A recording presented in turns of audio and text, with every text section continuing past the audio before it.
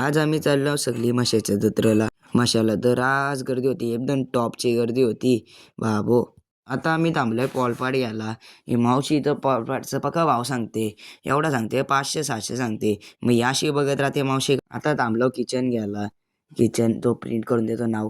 आणि हिने घेतला प्रिंट करून नाव, कसा दाखवते बघा प्रिंट करून. मी पण घेतला युगांतर वायडी बॅकर.